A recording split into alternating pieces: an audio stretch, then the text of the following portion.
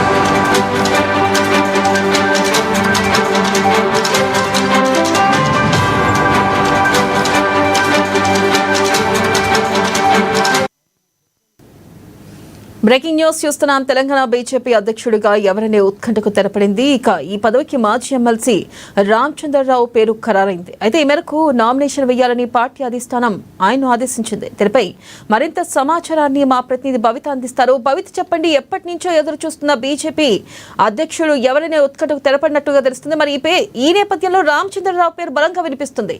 దీంట్లో నిజమెంత, అప్డేట్స్ ఏంటి? గత కొంతకాలంగా వినిపిస్తున్నటువంటి పేరు రామచంద్రరావు. అయితే ఇప్పటికే పూర్తి స్థాయిలో బీజేపీ అధ్యక్షుడిలో చాలా మంది ఉన్నప్పటికీ, వాళ్ళ స్థాయిలో లాబింగ్ చేసినప్పటికీ అధిష్టానము రామచంద్రరావుకే మొగ్గు చూపుతుందనే అంశం కొద్దిసేపటి క్రితమే తెరపైకి వచ్చింది. అయితే పూర్తి స్థాయిలో రామచంద్రరావు మాత్రం దీన్ని ఖండిస్తున్నారు. పూర్తి స్థాయిలో నాకు అధికారికంగా ఫోన్ వచ్చిన తర్వాతనే నేను నామినేషన్ వేస్తాను, అప్పటి వరకు కూడా ఇవన్నీ కేవలం ఊహాగానాలే అని చెప్పేసి కూడా వాళ్ళు చెప్తున్నట్టు సందర్భిత కనబడుతుంది. చాలా ప్రసార మాధ్యమాల్లో చాలా మంది పేర్లు వినిపిస్తున్నాయి. ఈ రోజు ప్రధానంగా నాకు వినిపిస్తుంది, కానీ నాకు ఎక్కడి నుంచి కూడా పూర్తి స్థాయిలో సమాచారం లేదు. కేవలం రాష్ట్ర నాయకత్వం నుంచి అయితే ఫోన్లు వస్తున్నాయి, కానీ జాతీయ స్థాయి నాయకుల నుంచి అయితే నాకు ఎలాంటి అధికారికంగా ఫోన్ కానీ ఒక ప్రకటన కానీ ఇలాంటిది లేదు. అప్పుడే పూర్తి స్థాయిలో నేను నమ్ముతానని చెప్పేసి కూడా వాళ్ళు చెప్తున్నటువంటి సందర్భం అయితే కనబడుతుంది. అయితే ఇప్పటికే దాదాపుగా 90% రామచంద్రరావే అని చెప్పేసి ఇప్పటికే బీజేపీ వర్గాల్లో పూర్తి స్థాయిలో చర్చ జరుగుతుంది. దీనికి సంబంధించి ఇప్పటికే నామినేషన్లు వేయాలని కూడా నిన్న పార్టీ నిర్ణయించినటువంటి నేపథ్యంలో ఈ రోజు నామినేషన్ల స్వీకరణ అయితే జరగనుంది. మరి కాసేపట్లో అది ప్రారంభం కానుంది. ఒకవేళ నిజంగానే ఇప్పటివరకు వస్తున్నటువంటి వార్తల నేపథ్యంలో అధిష్టానము కేవలం రామచంద్రరావుకే మొగ్గు చూపితే కనుక ఒకరిదే నామినేషన్ స్వీకరించే అవకాశం ఉన్న నేపథ్యం అయితే కనబడుతుంది. చూడాలి నామినేషన్ల స్వీకరణ మొదలైతే కనుక ఒకవేళ ఎంతమంది నామినేషన్లు వేస్తారు, ఒకవేళ ఎక్కువ మంది ఒకరికంటే ఎక్కువ మంది నామినేషన్లు వేస్తే కనుక అది కొంత మరొక స్థాయి ఉత్కంఠ మనం చెప్పుకోవచ్చు. ఒకవేళ ఒకే ఒక నామినేషన్ వేస్తే కనుక అది బీజేపీ అంటే జాతీయ నాయకత్వం సూచించినటువంటి మేరకే ఒక నామినేషన్ దాఖలైందని చెప్పేసి మనం చెప్పుకోవచ్చు. పూర్తి స్థాయిలో ఒకటే నామినేషన్ దాఖలైతే వాళ్ళే పార్టీ అధ్యక్షులు అని చెప్పేసి కూడా మనం అనౌన్స్ చేసుకున్న సందర్భం అయితే కనబడుతుంది. అయితే అలాగే భవిత మనం చూసుకున్నట్టయితే గతంలో కూడా ఈటెల రాజేందర్ పేరు అధ్యక్షుడిగా నియమిస్తారని చెప్పి బలంగా వినిపించింది. మరి ఈ నేపథ్యంలో మరి ఈటెలకు అవకాశం లేదంటారా ఈసారి? ఖచ్చితంగా ఈటలకు చెక్ పెట్టినట్టుగానే తెలుస్తుంది. ఎందుకంటే గత కొంతకాలంగా కూడా బీజేపీ రాష్ట్ర అధ్యక్షుడు ఎవరు అనే దానిపైన కూడా ఎన్నో ఊహాగానాలు, ఎన్నో చర్చలు, ఎన్నో సమావేశాలు జరిపినప్పటికీ అంటే ఎవరి స్థాయిలో వాళ్ళు ఢిల్లీ స్థాయిలో కూడా లాబింగ్ చేశారు అధ్యక్ష పదవికి నేను అర్హున్నంటూ కూడా. అయితే రామచంద్రరావు ఒకవేళ తెరపైకి వస్తే కనుక బీజేపీ జాతీయ స్థాయిలో పార్టీ నాయకత్వం కూడా పూర్తి స్థాయిలో ఆర్ఎస్ఎస్ మూలాలు బీజేపీకి వెన్నంటే ఉండి అండదండలు అంటే బీజేపీని ఒక స్థాయి వరకు తీసుకొచ్చినటువంటి వ్యక్తులకే బీజేపీ అధ్యక్ష పదవి ఇవ్వాలని చెప్పేసి కూడా పార్టీ నిర్ణయం తీసుకున్నట్టుగా కూడా మనకు క్లియర్ గా అర్థమవుతుంది. అయితే గత కొంతకాలం కూడా చాలా మంది పార్టీలు మారినటువంటి వాళ్ళే ఉన్నారే తప్ప పూర్తి స్థాయిలో అంటే పార్టీ కోసం అంటే ఆర్ఎస్ఎస్ బ్యాక్గ్రౌండ్ మూలాలు కావచ్చు, ఏబీపీ మూలాలు కావచ్చు, ఇలాంటి ఉన్నటువంటి వ్యక్తులు అంటే కాకుండానే ఇప్పటివరకు అధ్యక్ష పదవి రేసులో ఉన్నారనే ఒక వార్త అయితే పూర్తి స్థాయిలో వినిపిస్తుంది. ఎందుకంటే మనం చూస్తున్నాము ఒకవేళ మహిళలకు ఇవ్వాల్సి వస్తే మాత్రం డీకే అరుణ పేరు పూర్తి స్థాయిలో వినిపిస్తుందని చెప్పేసి మనం అనుకున్నప్పటికీ డీకే అరుణ కూడా కాంగ్రెస్ పార్టీ నుంచి బీజేపీలోకి వచ్చినటువంటి వ్యక్తి. ఒకవేళ ఈటెల రాజేందర్ తీసుకున్నా కూడా ఈటెల రాజేందర్ కూడా బీఆర్ఎస్ నుంచి బీజేపీలోకి వచ్చినటువంటి వ్యక్తి. రఘునందన్ కూడా అదే పరిస్థితి. అంటే వచ్చినటువంటి వ్యక్తులందరూ కూడా పార్టీ మారినటువంటి వాళ్ళే కానీ ముందు నుంచి కూడా ఆర్ఎస్ఎస్ మూలాలతో పాటు ఏబీపీ అంటే ఇలాంటి బీజేపీకి సంబంధించినటువంటి మూలాలు ఉన్నటువంటి వ్యక్తులు కాదు అనే ఒక అభిప్రాయం వచ్చినట్టుగా తెలుస్తుంది. పూర్తి స్థాయిలో అంటే ఒక విధంగా ఈటెల రాజేందర్ని ప్రకటిస్తే కనుక పూర్తి స్థాయిలో వ్యతిరేకత వచ్చే అవకాశం ఉన్నది అన్నట్టుగా కూడా ఇన్ని రోజులు జోరుగా చర్చ సాగింది. అయితే అంటే ఇంటర్నల్ గా ప్రతి ఒక్కరిని కూడా సమన్వయం చేసుకుంటూ ఎవరు అధ్యక్ష పదవిని వర్ణించినా కూడా అందరూ ఒకే మాటపై ఉండి కలిసికట్టుగా పనిచేయాలని చెప్పేసి కూడా ఇన్ని రోజులు వాళ్ళని కొంత సమన్వయ పరుస్తూ వచ్చినటువంటి సందర్భం అయితే కనబడుతుంది. అయితే ఎక్కడ కూడా పార్టీలో కూడా ఇంటర్నల్ గా ఎంతో కోరు కొనసాగుతున్నటువంటి నేపథ్యంలో ఎవరికి అంటే చర్చకు దారి తీసేలాగా ఉండకూడదు అధ్యక్ష పదవి అనే అంశాన్ని అంటే పార్టీ రాష్ట్ర నాయకత్వంతో పాటు జాతీయ స్థాయి నాయకత్వం కూడా కొంత ఏదైతే రామచంద్రరావు పేరును తెరపైకి చేస్తున్నట్టుగా కూడా మనకైతే పూర్తి స్థాయిలో అర్థమవుతుంది. అయితే రామచంద్రరావు నాయక్ ఇప్పటికే రాష్ట్ర స్థాయితో పాటు మనం చూసుకున్నట్టయితే మొదటి నుంచి బీసీలకు అవకాశం కల్పిస్తుంది అని చెప్పి కూడా అధ్యక్ష రేస్ లో ప్రధానంగా వినిపించింది. మరి ఈ నేపథ్యంలో ఎందుకని బీసీలకు ఈసారి అవకాశం ఇవ్వలేదు,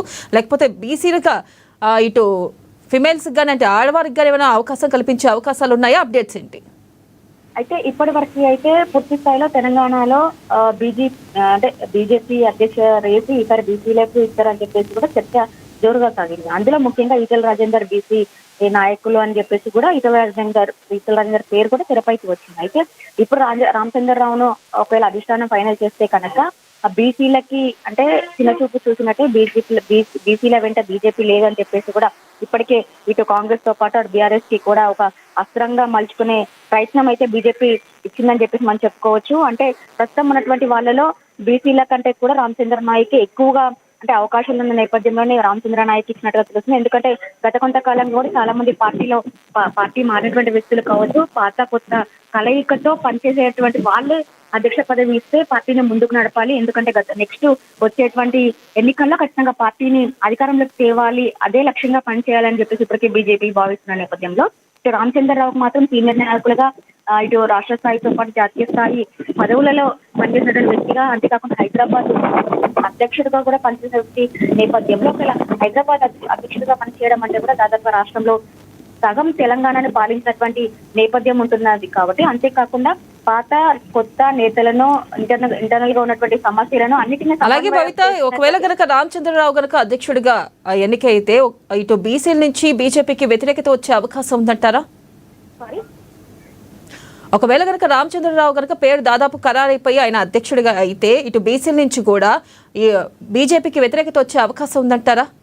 ఖచ్చితంగా ఒకవేళ రామచంద్రరావుని పూర్తి స్థాయిలో ఫైనల్ చేస్తే కనుక ఇంకా బీసీల నుంచి పూర్తి స్థాయిలో వ్యతిరేకత వచ్చే అవకాశం లేమని చెప్పుకోవచ్చు. ఎందుకంటే ఇప్పటికే బీసీ బిల్లుకి సంబంధించి కాంగ్రెస్ పార్టీ అంటే బీసీ బిల్లును పార్లమెంట్ కి పంపించినప్పటికీ కేంద్రం దగ్గర ఉన్నప్పటికీ దానిపైన ఒక స్పష్టత ఇవ్వకుండా బిల్ పాస్ చేయకుండా ఇప్పటికే కాలయాపన చేస్తుందని చెప్పేసి ఇప్పటికే కాంగ్రెస్ పార్టీ ఆరోపిస్తున్నటువంటి నేపథ్యంలో మరొకసారి బీజేపీ రాష్ట్ర అధ్యక్ష పదవి బీసీలకు ఇస్తామని చెప్పేసి కూడా బీజేపీ పార్టీ మోసం చేసిందని చెప్పేసి కూడా మరొకసారి బీసీలు బీజేపీకి వ్యతిరేకంగా ఉద్యమం చేసే అవకాశం అయితే లేకపోలేదు అని చెప్పేసి కూడా ఇప్పటికే పార్టీ వర్గాలు కూడా చర్చ సాగుతుంది.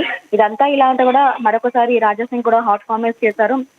పార్టీ అధ్యక్షుడ పేరు ఫైనల్ చేస్తూ ఖరారు చేస్తున్నట్టుగా కూడా ప్రచార మాధ్యమాల్లో కొన్ని పేర్లు వినిపిస్తున్నాయి. కానీ అధ్యక్ష పదవి అంటే అందరికీ సమన్వయం చేసుకుంటూ పోవాలి, కానీ ఈ మనిషి నా మనిషి అనే పేరు రాకూడదు. ఇప్పటికీ అలాంటి పేర్లతోనే పార్టీ పూర్తి స్థాయిలో సర్వనాశనం అయింది అన్నట్టుగా కూడా తను కొన్ని కామెంట్స్ చేశారు. బూత్ స్థాయి నుంచి కూడా కార్యకర్తల యొక్క ఒపీనియన్ తీసుకొని వాళ్ళు ఓటేసే విధంగా ఎన్నుకునే విధంగా బీజేపీ అధ్యక్ష పదవి ఉంటే మాత్రం పార్టీ వచ్చేటువంటి ఎన్నికల్లో అధికారంలోకి వస్తుంది తప్ప ఇట్లా సొంత నిర్ణయాలతోనే ఒకరి పేరు ప్రస్తావిస్తే మాత్రం పార్టీ అధికారంలోకి వచ్చేది కష్టమే అన్నట్టు కూడా కొన్ని కామెంట్స్ చేసినటువంటి నేపథ్యం అయితే కనబడుతుంది. అయితే చూడాలి మరొక గంట 2 గంటల్లో పూర్తి స్థాయిలో ఎవరు ఎంతమంది నామినేషన్లు వేస్తారో. ఒకవేళ ఎక్కువ మంది నామినేషన్లు వేస్తే కనుక రామచంద్రరావు పేరు కొంత సస్పెన్స్ గానే మనం చెప్పుకోవచ్చు. ఒకవేళ ఒకే ఒక నామినేషన్ వేయాలని చెప్పేసి పార్టీ అధినాయకత్వం నిర్ణయిస్తే కనుక అందరూ అనుకున్నట్టుగా ఇప్పటివరకు పేరు బయటికి వస్తున్నట్టుగా రామచంద్రరావే కేవలం నామినేషన్ వేసే అంశం అయితే మనకు కనబడుతుంది.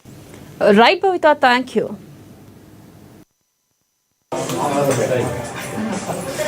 రవి